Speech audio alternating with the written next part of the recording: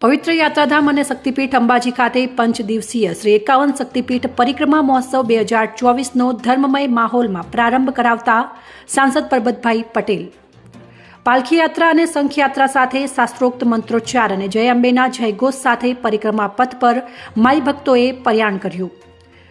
એક જન્મમાં એક સ્થળે જ 51 શક્તિપીઠના દર્શનનો લાભો અને પરિક્રમાના અવસરનો પ્રધાનમંત્રી નરેન્દ્રભાઈ મોદીનો મનોરથ સાકાર થયો તેવું સાંસદ પરબતભાઈ પટેલે જણાવ્યું।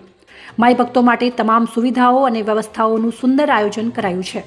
યાત્રાધામ વિકાસ બોર્ડના સચિવ આર રાવલ એક જ જન્મમાં એક જ સ્થળે 51 શક્તિપીઠના દર્શનનો લાભો અને પરિક્રમાના અવસરનો પ્રધાનમંત્રી નરેન્દ્ર મોદીનો મનોરથ આજે સાકાર થયો છે એમ જણાવતા બનાસકાંઠા સાંસદ પરબતભાઈ પટેલે પવિત્ર યાત્રાધામ અને શક્તિપીઠ અંબાજી ખાતે આજથી શરૂ થયેલ શ્રી 51 શક્તિપીઠ પરિક્રમા મહોત્સવનો ધર્મમય માહોલમાં શુભારંભ કરાવ્યો હતો। ગુજરાત પવિત્ર યાત્રાધામ વિકાસ બોર્ડ તથા શ્રી આરાસુરી અંબાજી માતા દેવસ્થાન ટ્રસ્ટ અને બનાસકાંઠા જિલ્લા વહીવટી તંત્રના સંયુક્ત ઉપક્રમે વિશ્વ પ્રસિદ્ધ યાત્રાધામ અને આદ્ય શક્તિપીઠ અંબાજી ખાતે 12 થી 16મી ફેબ્રુઆરી સુધી 51 શક્તિપીઠ પરિક્રમા મહોત્સવ 2024નું ભવ્ય આયોજન કરાયું છે, જેના ઉદ્ઘાટન સમારોહમાં ઉપસ્થિત સાંસદ પરબતભાઈ પટેલ, ગુજરાત પવિત્ર યાત્રાધામ વિકાસ બોર્ડના સચિવ આર રાવલ, કલેક્ટર વરુણકુમાર બનરવાલ, જિલ્લા વિકાસ અધિકારી MJ દવે, અંબાજી મંદિરના વહીવટદાર સિદ્ધિ વર્મા સહિતના મહાનુભાવોની પ્રેરક ઉપસ્થિતિમાં શ્રી 51 શક્તિપીઠ પરિક્રમા મહોત્સવનો ભક્તિસભર માહોલમાં શુભારંભ કરવામાં આવ્યો હતો, જે નિમિત્તે સાંસદ પરબતભાઈ પટેલે શ્રીયંત્ર અને માતાજીની આરતી કરી માઈ ભક્તોને પરિક્રમા પથ પર પ્રસ્થાન કરાવ્યું હતું। સાંસદ પરબતભાઈ પટેલે આ પ્રસંગે જણાવ્યું હતું કે સમગ્ર વિશ્વમાં ભારત એકમાત્ર એવો દેશ છે જેની પાસે સામાજિક, ધાર્મિક અને સાંસ્કૃતિક વારસો છે। 51 શક્તિપીઠ પરિક્રમા મહોત્સવ એ આપણો ધાર્મિક ઉત્સવ છે। વહીવટતંત્ર દ્વારા યાત્રિકો માટે 5 દિવસ સુધી સુંદર આયોજન કરવામાં આવ્યું છે, જેમાં યાત્રિકોને લઈ જવા અને ઘરે સુધી હેમખેમ પહોંચાડવાની પણ વ્યવસ્થા કરાઈ છે। મંદિરો એ આપણી આસ્થા અને શ્રદ્ધાના કેન્દ્ર છે। અંબાજીમાં વર્ષે દહાડે લાખો માઈ ભક્તો આવે છે અને પોતાના મનોરથ પૂર્ણ કરે છે। વધુમાં સાંસદે જણાવ્યું કે આ યાત્રામાં કોઈને પણ તકલીફ ન પડે એ પ્રકારની સુવિધાઓ ઊભી કરાઈ છે, જે બદલ યાત્રાધામ વિકાસ બોર્ડ, આરાસુરી અંબાજી માતા દેવસ્થાન ટ્રસ્ટ અને જિલ્લા વહીવટી તંત્રને અભિનંદન આપી સૌ માઈ ભક્તો પર મા અંબાના આશીર્વાદ ઉતરે એવી પ્રાર્થના કરી હતી।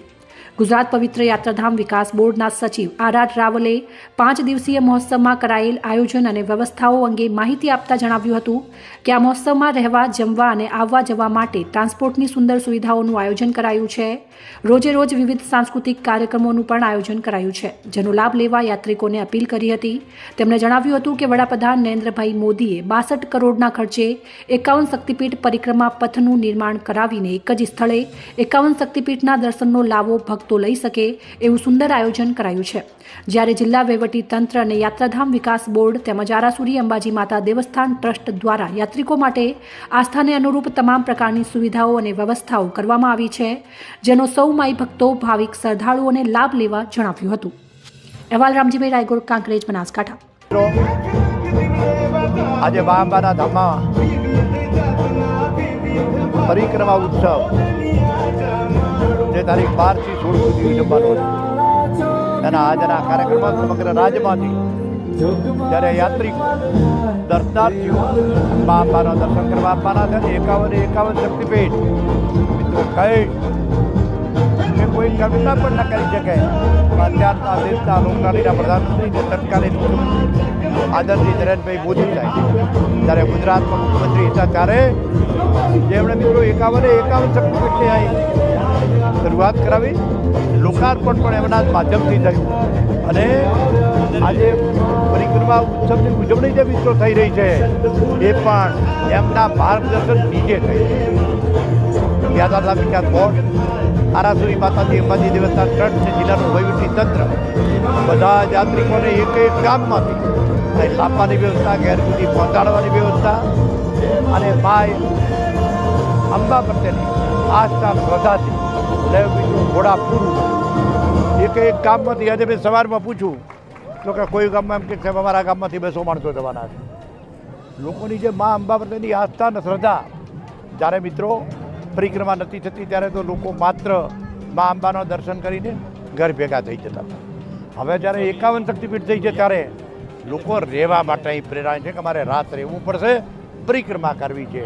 અને આ જ આસ્થા શ્રદ્ધા કે સમગ્ર વિશ્વમાં આપણો જેવો દેશ છે કે તેની પાસે સામાજિક ધાર્મિક અને સાંસ્કૃતિક વાત અને જેના થકી ધર્મ જ્યારે આપણને એક કરે છે ત્યારે આ બધા ભાઈચારાની ભાવનાથી જીવીએ, બધા એક થઈને જીવીએ, નેક થઈને જીવીએ અને મા અંબાના આશીર્વાદ જેમ નરેન્દ્રભાઈ મોદી કહે છે કે સૌનો સાથ, સૌનો વિકાસ, સૌનો વિશ્વાસ, સૌના સહિયારા પ્રયાસથી દેશની પ્રગતિમાં બધા સહભાગી થઈએ.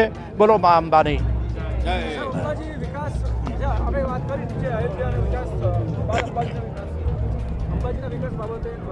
અંબાજીનો વિકાસ જે મિત્રો જેમ તમે જોયું કે કાશી વિશ્વનાથનું મંદિર, જે કાશી વિશ્વનાથનો કોરિડોર બન્યો, મહાકાલ બન્યું, કાશી સોમનાથ બન્યું, એ જ રીતે મિત્રો મા અંબાનો વિકાસ પણ શરૂ થવાનો છે, જેનો નિર્ણય સરકારે લઈ લીધો છે અને જે પણ મિત્રો નજીકના ભવિષ્યમાં શરૂ થશે કે જે અંબા આવતા. આમ તો આપણે જોયું કે પહેલાં સિંગલ રસ્તો હતો, અત્યારે મિત્રો 4 લેન, બધા દેવસ્થાન ટ્રસ્ટોને જવા માટે 4 લેન. આ મિત્રો મોદી સરકારનું કામ છે. આભાર. અંબાજીમાં ગબ્બર ખાતે આજથી 5 દિવસનું પરિક્રમા મહોત્સવની શરૂઆત કરવામાં આવી છે. આવનાર 5 દિવસ સુધી બનાસકાંઠા અને આજુબાજુના તમામ જિલ્લાઓમાંથી મોટી સંખ્યામાં માઈ ભક્તો અહીંયા ગબ્બર ખાતે આવી ગબ્બરને ચારે ફરતે જે 51 શક્તિપીઠની પ્રતિરૂપી બનાવવામાં આવી છે એનું દર્શન કરશે. મંદિર ટ્રસ્ટ અને યાત્રાધામ તરફથી સમગ્ર અંબાજીની અંદર ભક્તો માટે ઘણી બધી વ્યવસ્થા ઊભી કરવામાં આવી છે. વિનામૂલ્યે ભોજનની વ્યવસ્થા, ટોયલેટની વ્યવસ્થા અને ટ્રાન્સપોર્ટેશન માટે બસની વ્યવસ્થા સાથે તમામ વ્યવસ્થાઓ મંદિર ટ્રસ્ટ અને યાત્રાધામ બોર્ડ દ્વારા કરવામાં આવી છે. તો હું તમામ માઈ ભક્તોને અપીલ કરું છું કે મોટી સંખ્યામાં આ 5 દિવસ દરમિયાન આવીને લાભ લે.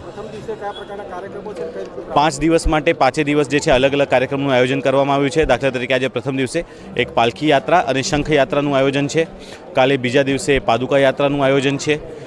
ત્રીજા દિવસે ધ્વજાયાત્રાનું ઉદ્ઘાટન આયોજન છે. પછી મશાલ યાત્રા, ત્રિશુલ યાત્રા અને પછી છેલ્લા દિવસે મંત્રોત્સવ કરીને મોટી સંખ્યામાં બધા મંત્ર ઉચ્ચાર કરીને પરિક્રમા કરે એ પ્રકારનું આયોજન કરવામાં આવ્યું છે. તો તમામ જે ભક્તો છે એમને અપીલ કરું છું કે આ 5 દિવસ દરમિયાન આવીને અંબાજીની અંદર એક અનુભૂતિ જે છે અનુભવે. જય અંબે.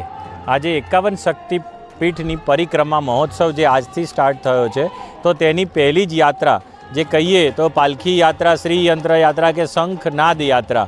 તો આજે 51 શંખ લઈને ગુજરાત પવિત્ર યાત્રાધામ વિકાસ બોર્ડ તથા આરાસુરી અંબાજી માતા દેવસ્થાન તરફથી અને જય ભોલે ગ્રુપ અમારા સાથ સહકાર સાથે આ રહી આ જે યાત્રા છે, તો અમે શંખની જે યાત્રા છે તો 51 જગ્યાએ શંખ અર્પણ કર્યા છે. અને તેની સાથે સાથે જે પાલખી યાત્રા છે તો પાલખી યાત્રા પણ અમે સાથ સહકાર સાથે અમે સ્ટાર્ટ કરી છે.